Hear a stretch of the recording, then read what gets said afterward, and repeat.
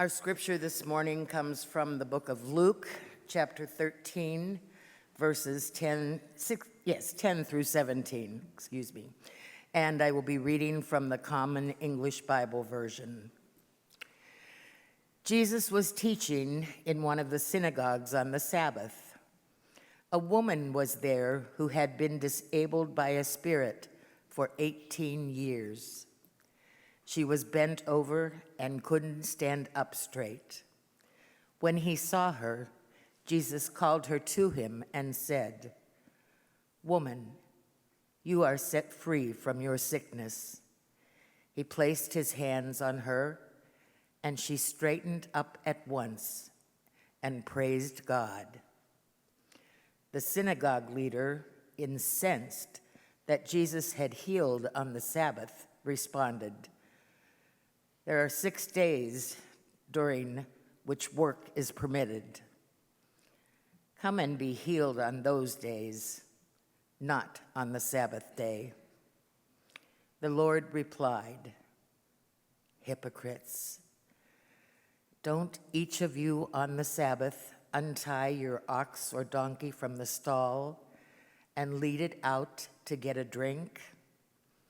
Then isn't it necessary that this woman, a daughter of Abraham, bound by Satan for 18 long years, be set free from her bondage on the Sabbath day?" When he said those things, all his opponents were put to shame. But all those in the crowd rejoiced at all the extraordinary things he was doing. May we have the ears to hear.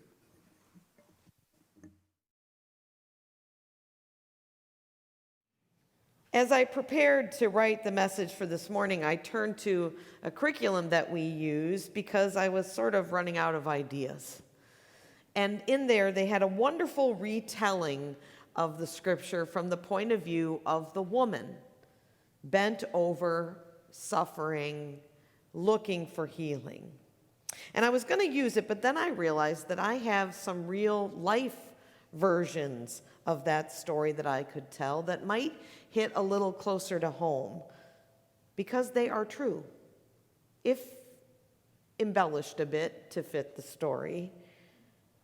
I share the stories of people I have known who share the same journey as the woman who encountered Jesus that day and came out of the shadows. And I'd like to share 2 of them with you in the first person form. I begin with a story of a young woman. I'm young, only 23 years old, but I look much older. That's because life's been hard for me so far. I left home at 15 because I had enough of my stepdad's abuse. I was heartbroken when my mom sided with him and didn't protect me. I was broken, but I had the arrogance of youth. I thought I could make it on my own, but I had no choice either. For a while I stayed with friends, but after a bit their parents got tired of having me around. And sometimes my friends' houses were not safe places either.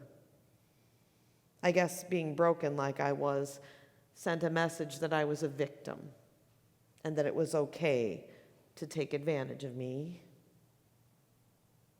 It was interesting to me that my parents and some of my friends' families claimed to be good church people, but it was all a facade.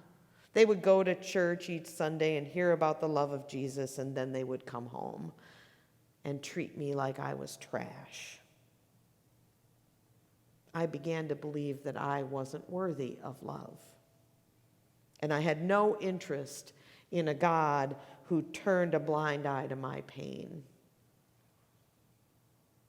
And then I met this great guy.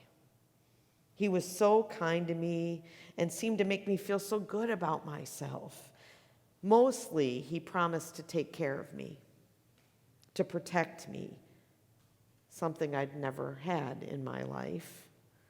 So I moved in with him. I had nowhere to go.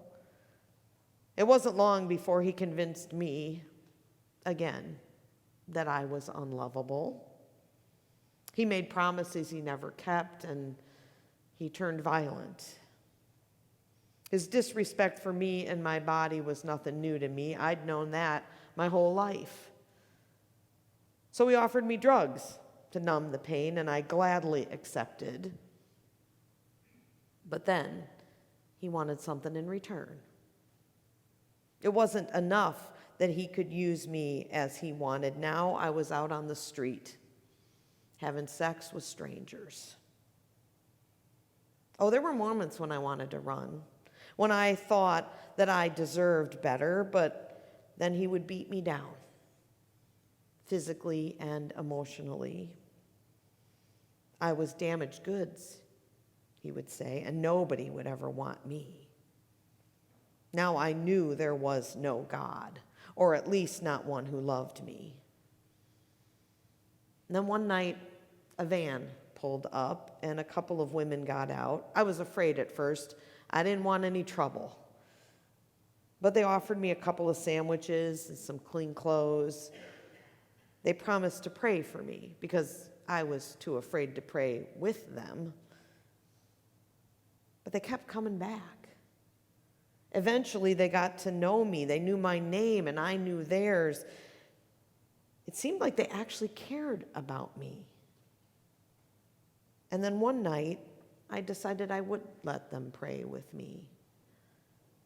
They looked me in the eyes, said my name, and prayed that I would know how much God loved me, that I deserved better, that I was God's precious child. And I fell apart. My knees buckled. I'd never felt loved like that before. It was that moment that gave me the courage to get out of my situation.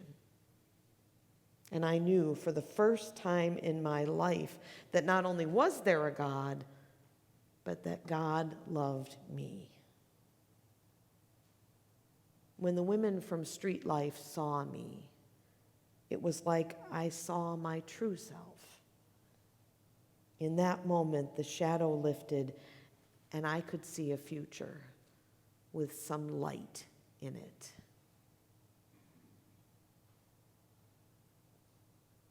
And another story, again based on the truth, this time from a middle-aged man. I loved church. I went to church every week with my mom, who was devoted to it. I loved the songs, the message, but mostly I loved the way it made my mom feel. She was so encouraged by church. I loved the people. They were like family. As a kid, I saw the way they rallied around each other. When someone died, they made meals for weeks for the family. When a teenager got into trouble, they prayed for them and lovingly welcomed them back into the fold. When someone had a crisis, they all rallied around.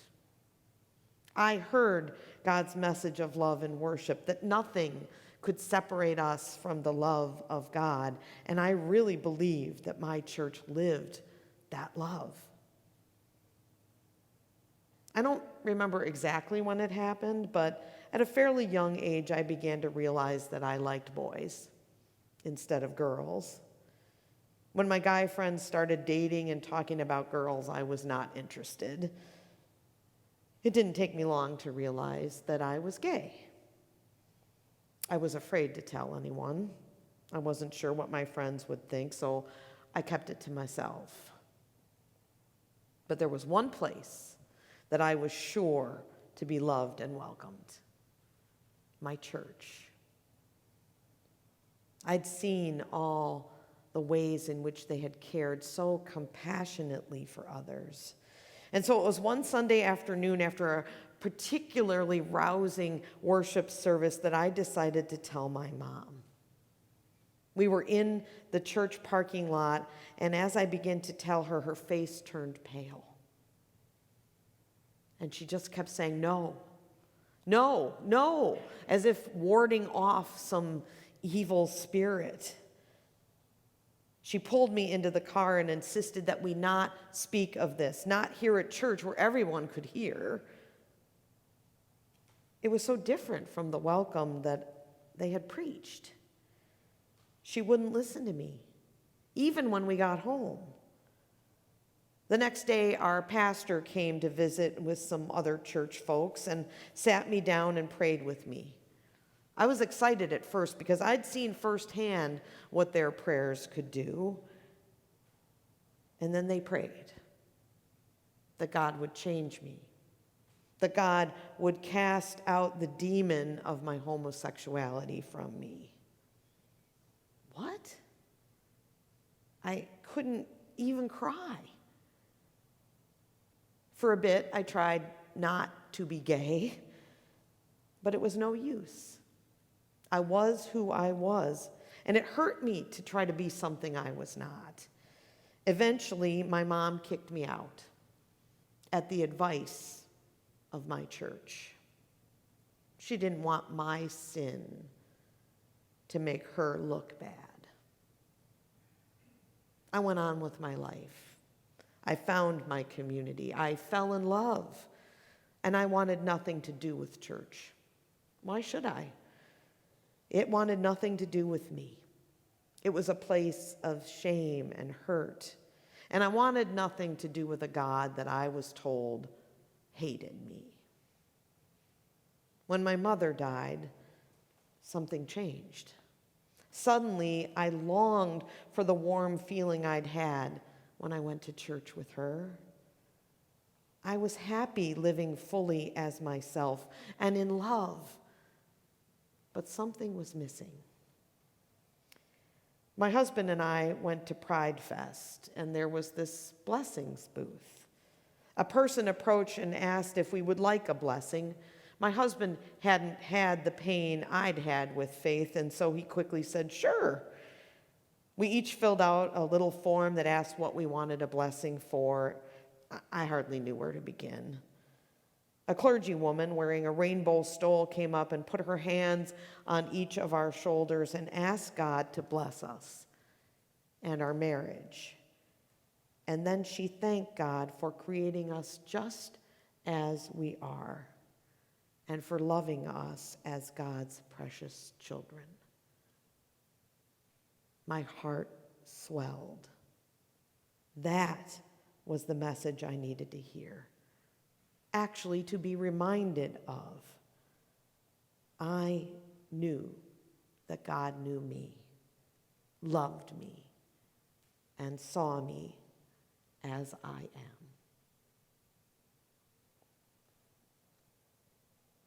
In our passage this morning, Jesus reminds us that we do not live in the shadows, whatever those shadows might be.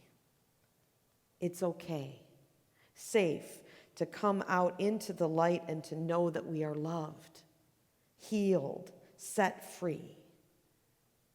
May we live by that example as we live that love, God's love, into the world. Amen.